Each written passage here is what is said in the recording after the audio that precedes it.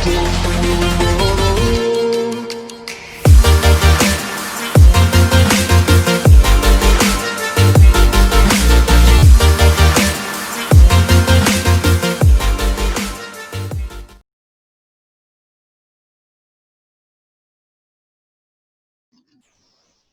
shalom, selamat malam semuanya. Suara saya terdengar? Kalau terdengar, boleh tolong lambaikan tangannya ke kamera. Oke, sip. Baik, terima kasih. Ya, puji Tuhan, Tuhan nyalakan listrik tepat pada waktunya di rumah. Kalau enggak, saya nggak bisa pakai slide ini tadinya untuk presentasi. Jadi, yang saya mau bawakan pada malam hari ini tentang sayur sehat ala new normal judulnya. Ya, kita sudah pernah bahas tentang new start dalam fase new normal atau PSBB ini, di mana kita lakukan tabata, berolahraga dalam ruangan sempit dengan waktu yang singkat, dan seterusnya sudah kita bahas gitu ya. Hari ini saya mau coba bahas tentang nutrition yang kaitannya dengan new normal atau PSBB. Ya, oke, apa maksudnya? Kita lihat. Oke, kalau dikasih pertanyaan makanan yang sehat untuk kita semua anggota GMAHK, sepertinya klise ya. Kita semua udah tahu jawabannya, bener nggak ya? Kita semua sudah tahu ya jawabannya. Apa jawabannya? Sayur-sayuran, biji-bijian, dan buah-buahan. Tapi pertanyaan yang lebih jauhnya, apakah sudah kita lakukan atau belum? Artinya, sudahkah kita hanya makan itu, atau sudahkah kita perbanyak porsi sayur-sayuran dan buah-buahan? Nah, kalau belum, mari coba kita simak materi yang saya mau sampaikan sebentar. Oke, semua tahu ya siapa ini ya? Semua tahu ya, dia adalah seorang Cristiano Ronaldo, seorang atlet sepak bola yang cukup sangat berhasil dikatakan di muka bumi ini, karena dia menyambut pemain terbaik dunia selama beberapa kali. Lalu ya pokoknya sangat sukses. Dia yang jadi perhatian saya adalah dia sudah berusia 35 tahun, tapi fisiknya masih baik. Bahkan di usianya yang 34 tahun untuk seorang pemain bola atau seorang atlet itu sudah cukup lanjut, karena usia puncaknya adalah 25 sampai 30 tahun, maka di atas itu biasanya sudah mulai meredup permainan, di mana Ronaldo ini belum. Dan ada sebuah poster yang menarik di TC-nya pemain sepak bola Indonesia di Inggris sana. Itu dikasih poster di dekat cermin itu seperti ini. Ya, mungkin ada yang bisa terbaca nggak di handphone masing-masing ya? Kalau tidak terbaca, saya bacakan. Dikatakan, stop looking in the mirror, your hair looks fine. Udah lihat katanya, rambut kamu nggak ada masalah kok. Look at your food choices instead. Sebaiknya perhatikan pilihan makananmu. Di bawahnya, di paling bawah ditulis CR7 atau Cristiano Ronaldo yang tadi tidak memakan chips and hamburger. Chips itu kayak keripik kentang, mungkin kayak snack-snack yang kita makan, mereknya ada merek C, ada merek, ya merek mayoritas C sih, Cheetos, Citato, dan semuanya itu ya. Dan hamburger. Ya, itu satu. Itu dari Cristiano Ronaldo. Tapi yang anehnya kita di Indonesia ini menganggap bahwa kalau seseorang bisa makan makanan yang tadi saya sebut ya, chips lalu burger, kayaknya malah terkesan mewah, malah terkesan orang itu berduit. Itu yang terjadi di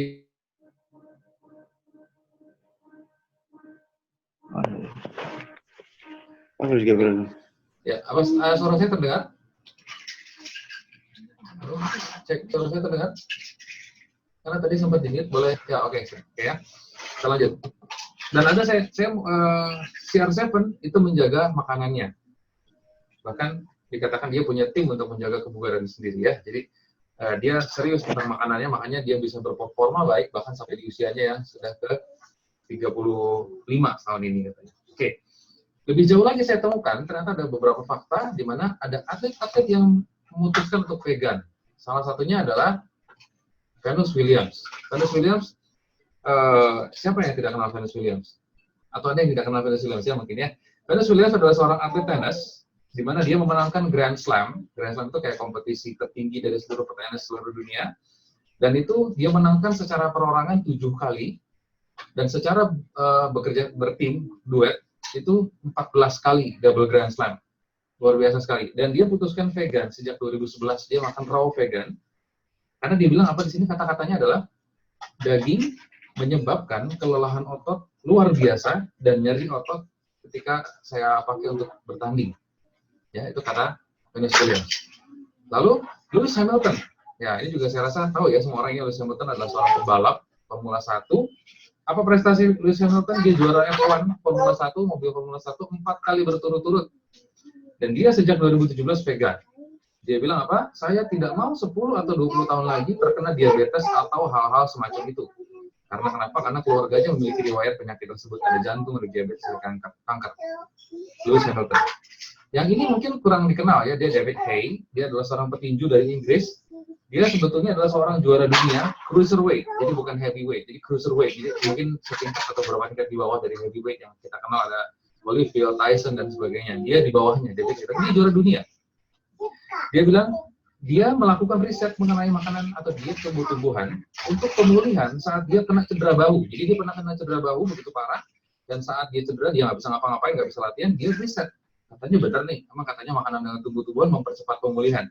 Akhirnya setelah dia temukan, dia sudah vegan selama 6 tahun, dia bilang, kera lebih kuat 20 kali lipat dari manusia, dan mereka tidak bergantung pada diet berbasis daging-dagingan. Mereka makan tumbuh-tumbuhan sepanjang hari. Jadi, jika ada yang bilang Anda harus makan daging supaya kuat, itu mitos, kata David Hay. Lihat badannya pun nggak main-main ya, kalau saya kasih lihat fotonya di bawah itu, bodinya bagus ya. Jadi bukan seseorang yang bodinya rempeng gitu. Terakhir satu lagi, dia adalah Robert Lewandowski. Ya mungkin nggak banyak juga yang kenal dia, tapi karena Liga Jerman baru saja ditemukan juaranya, itu juaranya adalah klub dia, Bayern Munchen. Dan dia, Robert Lewandowski, adalah top scorer Liga Jerman. Dan dia adalah striker dari si Bayern Munchen ini. Dia katakan, aku tidak makan daging di hari pertandingan. Itu terlalu berat untuk tubuhku. Aku cuma makan yang ringan-ringan saja. Itulah yang kuperlukan, kata Lewandowski. Makanannya bergantung pada beberapa hal, kapan pertandingannya, kapan waktunya. Dan tadi dia katakan kalau makan nasi atau pasta, itu bisa beri kita energi. Tapi jangkanya sangat pendek. Jadi kalau mau makan untuk energi yang jangka panjangnya, nasi dan pasta itu tidak memberimu tenaga apa-apa. Dan hasilnya dengan Lewandowski terapkan makanan ini, dia tidak makan daging di hari pertandingan. Dia adalah mencetak 339 gol dan 94 assist di level tertinggi sepak bola Eropa. Salah satu striker terproduktif mencetakkan banyak gol di Eropa. Di Jerman itu sekarang top scorer. Oke. Ya. Jadi kita sudah lihat, jadi bukan rahasia kaum apa ya? Selama ini yang saya pernah dapat stigmanya adalah Advent vegetarian ya? Enggak cuma Advent doang, ternyata orang luar, atlet dunia semua sudah membuktikan bahwa ternyata dari vegetarian, dari sayur-sayuran itu bisa didapat protein yang dibutuhkan atlet loh, bukan orang biasa seperti kita. Kita mungkin nggak butuh asupan protein seperti atlet. Kita mungkin nggak perlu bentukan otot seperti David Hay tadi, seperti Ronaldo, bagus sekali badannya. Kita belum perlu protein seperti itu. Tapi atlet aja sudah paham bahwa protein itu tidak didapat dari daging, malah daging dikatakan penicillin menyebabkan kita lelah.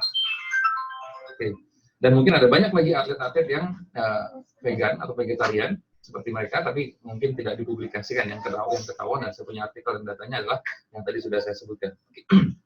Nah, sayuran yang sehat, vegan, vegetarian, sayur sehat, di mana didapat di masa sekarang ini? Jadi pada beberapa berita atau beberapa artikel mungkin mengatakan bahwa sekarang sayur segar sulit didapat. Kenapa? Karena dibatasi, pembatasan sosial berskala besar. Mungkin petaninya pun tidak boleh bekerja, mungkin distribusinya pun terhambat dan sebagainya. Gimana cara kita dapat? Adalah dengan tanam sendiri. Wah, buset, gimana sih caranya tanam sendiri? Mau tanam di mana? Bagaimana caranya? Waktunya gimana? Aduh, susah nggak? Gampang nggak? Dan berbagai pertanyaan lainnya. Pasti ada di benak kita ketika saya bilang tanam sendiri sayurnya. Oke, saya mau sedikit cerita tentang itu. Saya kasih di sebelah kiri adalah gambar 10 alasan kenapa kita harus memulai Victory Garden di 2020 ini. Apa itu Victory Garden? Victory Garden adalah sebuah istilah atau sebuah kampanye atau sebuah program seperti kalau kita punya Wonderful Indonesia. Nah, di dunia pada saat di akhir Perang Dunia Pertama dan Kedua itu ada slogan namanya Victory Garden. Kenapa disebut Victory Garden? Karena pada saat itu seluruh petani, seluruh pegiat perkebunan, semua yang bertanam makanan-makanan itu semua disuruh perang, masuk ke Perang Dunia 1 dan 2. Karena waktunya berdekatan 1917 dan 1945 itu hanya sekitar 30-40 tahunan. Jadi semua petani dan keturunannya adalah semua yang bertindak di dalam dunia pangan disuruh terjun ke medan pertempuran. Alhasil krisis pangan terjadi besar-besaran di seluruh dunia. Dan beberapa negara, Inggris, Amerika, Kanada, Australia, mencetuskan program yang mirip seperti ini, namanya disebut Victory Garden. Dikatakan, kalian masyarakat, kita semua harus mulai menanam makanan kita di halaman kita sendiri. Tanam makanan kita di dalam rumah kita masing-masing. Dan hasilnya, yang mencengangkan, dikatakan, pemerintah mendorong warga untuk melakukan ini, dan hasilnya 20 juta Victory Garden setelah Perang Dunia Kedua di Amerika tercipta. Hasilnya 20 juta taman ini yang dibikin di rumah masing-masing menghasilkan 40% kebutuhan pangan nasional di Amerika yang berupa 1 juta ton sayur-sayuran dan buah-buahan, vegetables. Luar biasa. Ini program yang makanya sempat Jokowi sempat bilang tanam makananmu sendiri, benar ya? Entah Jokowi, entah pemerintah ya, saya pernah dengar tanam makananmu sendiri. Itu juga yang mau digalakkan, coba disuarakan ya. Lalu kenapa harus dilakukan di 2020 ini? Karena sekarang sama-sama kita terancam krisis pangan. Lagi-lagi petani PSBB, nggak boleh bekerja, lockdown. Mengurangi bepergian keluar rumah supaya kita tidak terlalu banyak pergi ke supermarket untuk beli sayur-sayuran atau ke pasar untuk beli sayur-sayuran. Kita tahu sendiri pasar kita seperti apa, physical distancing-nya tidak ada physical distancing, tidak ada protokol kesehatan, mayoritas ya pasar-pasar kita ya. Lalu kualitas sayuran lebih terjaga karena dilakukan sendiri, jadi jauh lebih sehat. Menghemat uang jelas karena kita tidak perlu membeli. Lalu rasa yang lebih baik dan lebih segar karena sayur itu kita petik langsung dari kebun kita. Melepas stres dan udara yang lebih baik karena sayuran yang ada di halaman rumah kita memberikan oksigen yang baik ke rumah, melepas stres kita. Lalu kita punya keahlian baru, kita punya gerak badan, dan persiapan untuk kita umat Advent menuju masa kepicikan Yakub. Kita semua sudah tahu bahwa kita harus kemana dan kita harus bersiap, harus bisa menanam tanaman kita sendiri. Oke. Perbandingan sayuran dari cara kita menanamnya. Ada 3 golongan besar yang saya coba sampaikan di sini. Yang pertama adalah konvensional, yang kedua adalah organik, yang ketiga adalah hidroponik atau aquaponik. Apa itu? Oke, saya coba sampaikan di sini ya. Jadi dari media tanamnya pertama kalau konvensional dan organik itu dua-duanya sama-sama ditanam di tanah. Sementara kalau hidroponik atau aquaponik itu ditanamnya di air atau hidroton atau media tanam lainnya, bukan di tanah. Yang kedua, dari pupuknya, kalau pada konvensional digunakan pupuk kimia, pada organik digunakan pupuk organik, pupuk kandang, pupuk dari kotoran hewan, dan pada hidroponik digunakan nutrisi sintetis atau pupuk organik juga. Oke, nanti kita ada sesi tanya jawab, boleh tanya lebih jauh ya. Secara tampilan hasil sayur dan buahnya konvensional tadi yang ditanam di tanah yang biasa kita kenal pertanian perkebunan itu bagus buahnya. Kenapa? Karena biasanya GMO. Nanti mungkin bisa cari tahu lebih jauh GMO ya. Itu adalah genetically modified organism. Jadi secara genetik sudah diperbaiki. Jadi semuanya tampilannya bagus-bagus, besar-besar. Dan karena pakai pestisida kimia, jadi mereka semua bentuknya bagus-bagus. Wortelnya besar, kayaknya orange, gede, gitu, bagus. Nah, itu GMO dan biasanya pakai pestisida. Justru kalau tanaman organik, biasanya dia agak berlubang-lubang daunnya, karena dia nggak pakai pestisida kimia. Pestisida yang dipakai biasanya hanya daun diabetes, cipahit, itu biasanya disemprotkan ke tanamannya. Dan bentuknya pun karena benihnya benih lokal, tidak di GMO, jadi biasanya ada sedikit variasi, jadi nggak benar seragam, semua bagus gitu. Tapi sebenarnya ini jauh lebih sehat karena dia tidak pakai pestisida. Lalu hidroponik juga sama, dia lebih bertampilannya bersih karena tidak ditanam di tanah, dan dia lebih besar. Biasanya sayur maupun buahnya lebih besar. Kenapa? Karena nutrisinya diatur oleh sistem perairan hidroponik itu. Nah, nanti kita bisa lihat lebih jauh ya selanjutnya. Tapi perbandingan dasarnya adalah itu. Jadi garis besarnya hidroponik tidak ditanam di tanah. Jadi menghasilkan sayuran yang lebih bersih. Nah, karena dia tidak ditanam di tanah, maka mengurangi keadaan bakteri Escherichia coli yang bisa menyebabkan kita diare. Bakteri itu adanya di tanah. Nah, kalau dia tidak ditanam di tanah, berkuranglah jumlah E. coli itu. Jadi jauh lebih sehat. Oke, kita lebih lanjut. Apa sih kelebihannya hidroponik? Oke, nah ini yang tadi saya sampaikan ya. Yang pertama adalah dia efisien lahan, tidak membutuhkan ruangan yang banyak. Ya, perhatikan kalau kita menggunakan hidroponik itu pakai media tanamnya kan air di dalam pipa yang digambar ini terlihat ya. Itu tidak perlu kita jejerin ke samping semua sampai banyak, nggak perlu kita bikin ke atas juga boleh. Ada sebuah istilah namanya vertikultur. Itu adalah tanaman disusunnya ke atas. Oke, jadi untuk ruangan-ruangan sempit di kota-kota seperti kita kaum urban, jadi yang mungkin rumahnya bangunan semua, nggak ada kelebihan tanah untuk kita tanam tanaman, mungkin ada yang tinggal di rumah susun atau apartemen, nggak punya lahan, mungkin hanya mengontrak atau hanya punya kos-kosan yang nggak punya lahan, gimana? Mungkin hidroponik bisa jadi salah satu jalan keluarnya. Lebih berkualitas dan lebih bersih karena tidak menggunakan tanah. Tadi saya sudah sampaikan, tidak mengurangi keadaan bakteri Escherichia coli. Ini adalah penyebab kita diare, bakteri E. coli ini ya. Jadi kalau dalam jumlahnya banyak tidak terkendali, kita kena diare. Nutrisinya diatur, jadi diatur jumlah nutrisinya diatur, jadi berapa zat besi, berapa mangan, berapa natrium dan sebagainya diatur. Jadi sayurannya lebih besar-besar dan bagus-bagus bentuknya. Tapi bukan karena pestisida, tidak menggunakan pestisida ya. Yang ketiga, efisien pupuk dan air. Jadi air yang dipakai dalam sistem hidroponik itu tidak dibuang. Jadi mereka airnya itu muter-muter di situ aja. Ya, nanti mungkin bisa dipelajari lebih jauh bahwa airnya nggak kemana-mana, jadi nggak perlu tiap hari kita siramin. Disiram pun biasanya masuk ke tanah, nggak semuanya diserap oleh tumbuhan. Nah, kalau hidroponik, air itu nggak kemana-mana, hanya muter di situ aja, di pipa-pipa itu, muter naik, turun, dan seterusnya. Oke?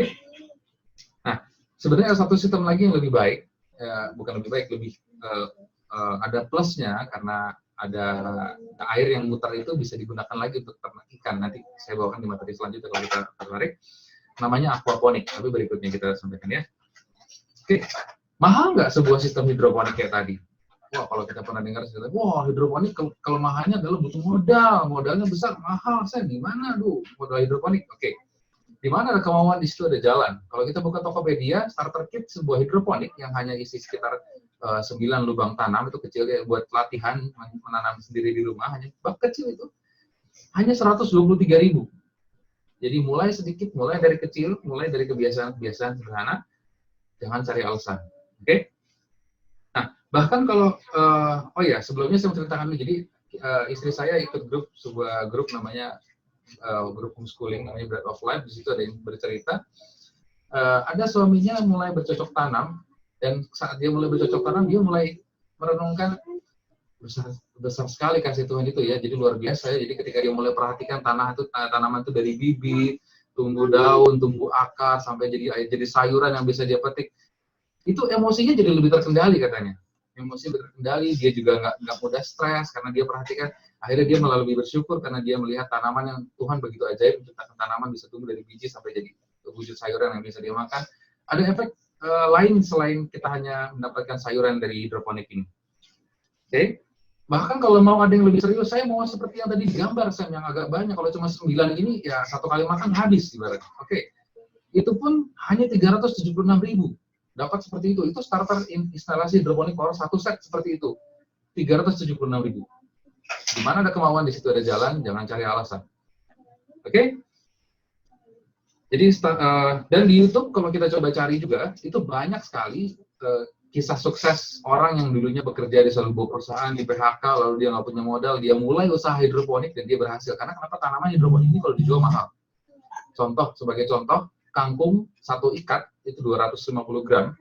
Kalau di pasar kita jual paling berapa sih? Paling beberapa ribu, mungkinnya di bawah 5.000, mungkinnya kangkung satu ikat 250 gram. Tapi kalau hidroponik dibungkus pakai plastik hidroponik 250 gram itu bisa sampai 40.000 dan ada yang beli. Gitu ya. Oke. Jadi banyak sekali kisah sukses orang di mana di PHK lalu dia mencoba bercocok tanam dengan hidroponik atau aquaponik dan berhasil. Banyak. Coba googling dan YouTube, banyak sekali. Oke. Apa yang bisa kita tanam di hidroponik? Contoh pertama tadi sudah saya sebut, kangkung. Berapa hari sampai panennya? Lama enggak? 27 sampai 35 hari setelah semai. Artinya setelah bibitnya, kita belinya kan dalam bentuk biji ya. Biji itu kita taruh di seeding tray, lalu kita diamkan dulu sampai dia tumbuh daun dan akar, supaya dia bisa menyerap nutrisi dari air. Baru kita pindahkan ke sistem hidroponik. Totalnya 27 sampai 35 hari. Pembibitan itu biasa dia sampai dia tumbuh akar dan daun biasa sekitar 7 hari. Jadi kangkung itu sebenarnya hanya 1 bulan bisa kita panen. 27 sampai 30 hari, sampai 35 hari. Itu kangkung. Bayam 30 sampai 40 hari setelah semai. Jadi 30 sampai 40 hari bisa kita panen. Selada hijau 45 sampai 50 hari. Caisim 40 sampai 60 hari. Dan ini favorit ibu-ibu, cabai 65 sampai 75 hari bisa dipanen. 2 bulan sampai 2,5 bulan bisa dipanen cabai. Nggak usah belanja ke pasar yang mahal, bukan main cabai ya. Nggak usah pusing harga cabai naik. Dan masih banyak lagi tanaman yang bisa kita tanam dalam sistem hidroponik. Bisa stroberi, ada tomat, ada pokoknya segala macam. Di googling aja. Ini saya kasih contoh yang paling umum yang biasa kita tahu dan harinya pendek. Ya, oke. Singkat cerita, kita memulai kebiasaan baru. Jangan berpaku pada alasan sulit, nggak tahu caranya. Kita sama-sama belajar. Ya, kita belajar, kita coba kebiasaan baru, dan kita mulai biasakan diri dengan bertanam dari rumah. Dari yang paling sederhana sebenarnya seperti ini juga udah disebut hidroponik sebetulnya. Botol botol aqua, botol minuman mineral dipotong, kasih air, lalu di atasnya dikasih net pot, gitu, dia udah ada tanamannya, lalu airnya nutrisinya nanti diatur kandungan seimbang, nanti bisa di-googling gimana caranya.